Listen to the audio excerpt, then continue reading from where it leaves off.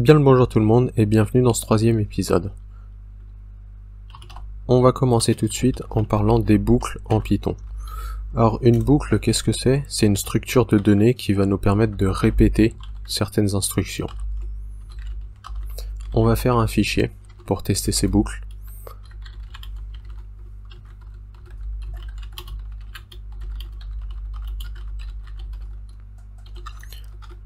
Voilà mon fichier. Je vais le rendre exécutable tout de suite. Et je vais l'exécuter. Faire ça, ça me permet de vérifier que mon shebang est bon, que tout fonctionne en fait, que je peux exécuter mon script. Ok. Alors, la première chose que je vais vous montrer, déjà dans les fichiers, on peut faire des commentaires. Un commentaire, c'est une ligne qui ne sera pas exécutée par l'interpréteur. Donc ça peut nous servir à donner des indications sur ce que le code va faire, les résultats qui vont être obtenus. La première boucle qu'on va voir, c'est la boucle while, tant que.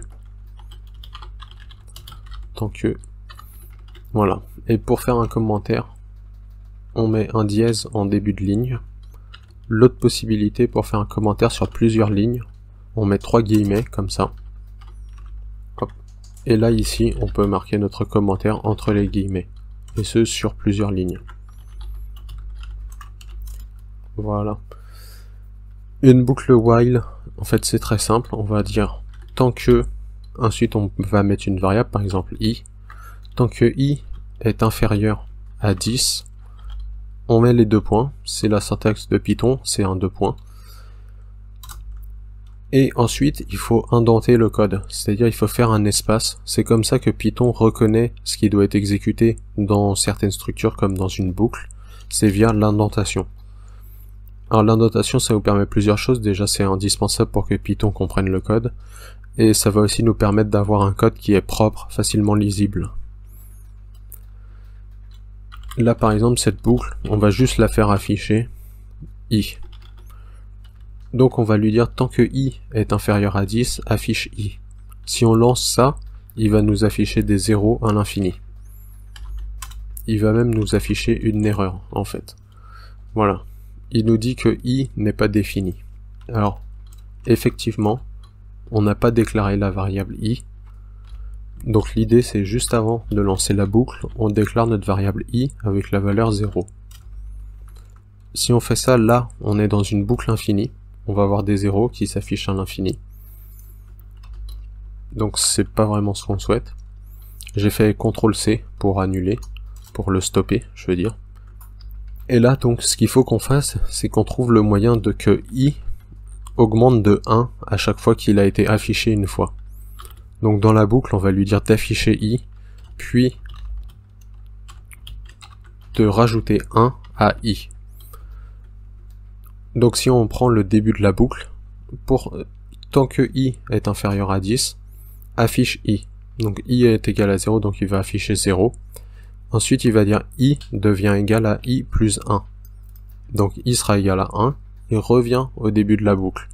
Une fois qu'il est au début de la boucle, il voit que i est égal à 1, c'est inférieur à 0.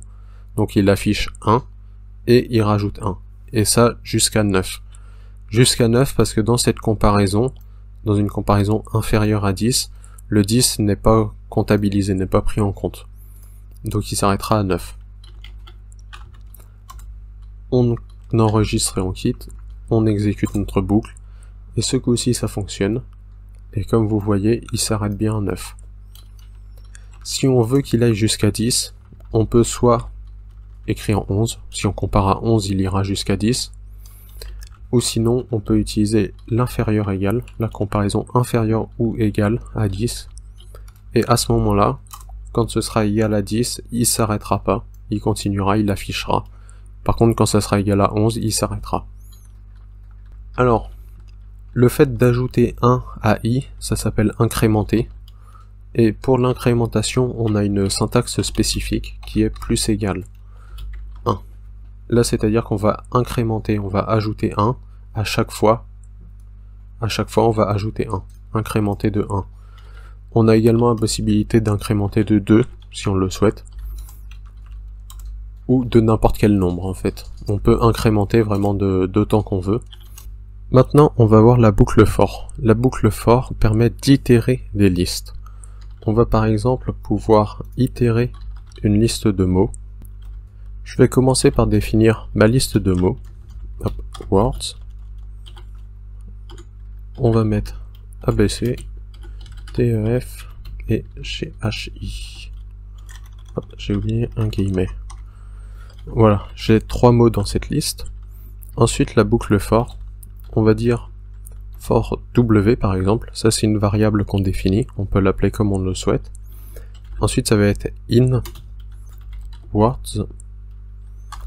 Donc là, en fait, le W, la variable qu'on a définie pour cette boucle for, cette variable va prendre les valeurs, chaque valeur de la liste, les unes après les autres. Donc elle va d'abord prendre la valeur d'ABC, ensuite la valeur de DEF, puis la valeur de GHI. Donc, si je dis à cette boucle, à chaque itération, tu m'affiches la variable W, je sauvegarde et je quitte. Hop. En exécutant mon fichier, j'ai bien ma boucle for qui a itéré les éléments de la liste, ABC, DEF, GHI. Avec la boucle for, on peut également itérer dans une liste de nombres, en fait. Et pour ça, on a une fonction de base qui s'appelle range. La fonction range, elle retourne une liste de nombres. Par exemple, là, je dis à range de générer une liste de nombres de 20 nombres. Par défaut, elle commence à 0 et elle termine au nombre qu'on lui donne, moins 1, c'est-à-dire 19 dans ce cas-là. En exécutant, on obtient bien nos nombres de 0 jusqu'à 19. On a d'autres options dans notre range. On peut choisir où est-ce qu'elle commence. Par exemple, si je veux que la liste commence à 2, je peux lui donner l'option 2, suivi de l'option, en fait, le départ et la fin. En faisant ça, il va partir à 2 et aller jusqu'à 19. Voilà, 2 jusqu'à 19. Et enfin, la dernière option possible, si on rajoute en fait un troisième nombre, ça va être le pas, c'est-à-dire de combien en combien il augmente. Donc là, il augmentait de 1 en 1, 2, 3, 4, 5. Là, j'ai mis 2, donc il va augmenter de 2 en 2. Donc 2, 4, 6, 8, 10, 12, etc. Maintenant, on va voir les conditions. En fait, les conditions, ça se fait avec le if, le si. On va par exemple pouvoir dire si i est égal à 2, on affiche i. Sinon, le sinon c'est else. Voilà, else. Sinon, on affiche it's not true. Donc là, il va nous afficher les nombres de 1 à 20. Si i est égal à 2, il nous affichera 2. Sinon, il affichera it's not true à chaque fois. Là, quand il est égal à 2, on a bien le 2. Et on a bien it's not true à chaque fois qu'il affiche un chiffre qui n'est pas égal à 2. Autre chose qu'on peut faire avec le si, c'est dire i modulo 2, c'est-à-dire on divise i par 2, et s'il n'y a aucun reste, donc si i modulo 2 est égal à 0, c'est-à-dire si i divisé par 2 n'a pas de reste, égal 0, on affichera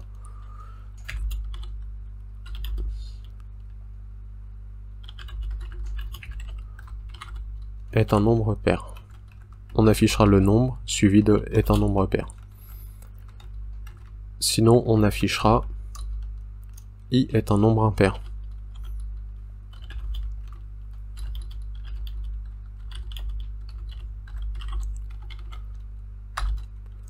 Voilà. Je vais mettre un espace. Voilà. Donc on a bien 1 est un nombre impair. 2 est un nombre pair, 3 nombre impair, 4 nombre pair, etc., etc. Et ce jusqu'à 19. Voilà, le si, la condition, donc ça va tester en fait la condition si va tester une comparaison, là va tester une condition. Si cette condition est vraie, il affichera quelque chose, et sinon, il affichera autre chose. On peut enchaîner les si avec un elif en disant par exemple là on lui dit si i divisé par 3 n'a pas de reste, donc si i est divisible par 3, on peut afficher i est divisible par 3.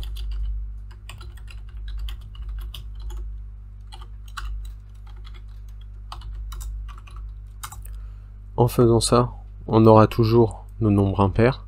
Par contre, la 3, qui est un nombre impair mais divisible par 3, il nous a dit est divisible par 3. Le nombre impair, c'est ce qui était affiché par défaut. C'était le else, le sinon. Donc là, il n'est pas rentré dans le sinon vu qu'il était vrai à au deuxième if. Une commande qui est pas mal à connaître, c'est la commande break. La commande break, ça va arrêter une boucle en fait. Ça va casser une boucle. Par exemple, je vais lui dire si le nombre est divisible par 9. Donc le premier nombre divisible par 9, c'est 9. Donc là, quand i sera égal à 9, en fait, eh ben, il va casser la boucle et donc s'arrêter. Il finira pas. Si j'exécute, là, c'était égal à 9. Quand i était égal à 9, il a break. Donc on a juste ce qui s'est exécuté avant, donc de 1 à 8. Enfin, pour finir, on va voir les exceptions. Hop là. Pour faire la différence, encore une fois,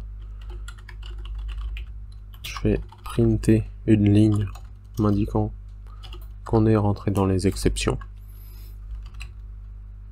Et après avoir printé ça, je vais sauter une ligne. Anti/n, c'est-à-dire un saut de ligne. Alors, les exceptions, ça va nous permettre en fait de tester quelque chose. Donc c'est avec try.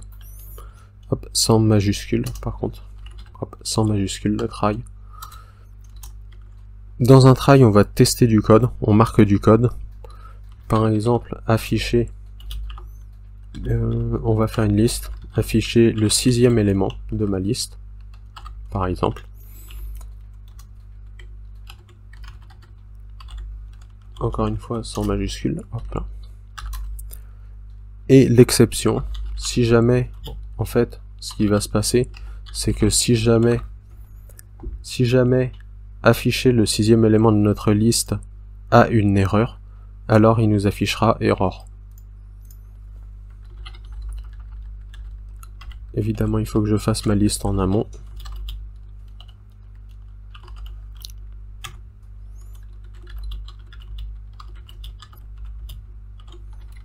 Voilà, je vais mettre 5 éléments.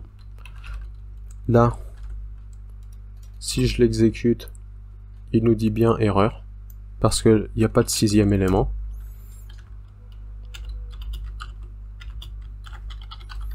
Par contre, si je rajoute des éléments et que j'exécute, là, il nous affiche bien le 6e élément. Si on avait essayé d'afficher directement, là, on va par exemple essayer d'afficher directement le 8e élément. En fait, ça va nous lever une erreur. Quand on fait ça, voilà, on a une erreur nous disant que la liste n'a pas autant d'éléments. Et le programme, vu que ça lève une erreur, le programme s'arrête. C'est pour ça qu'on met dans un bloc try except.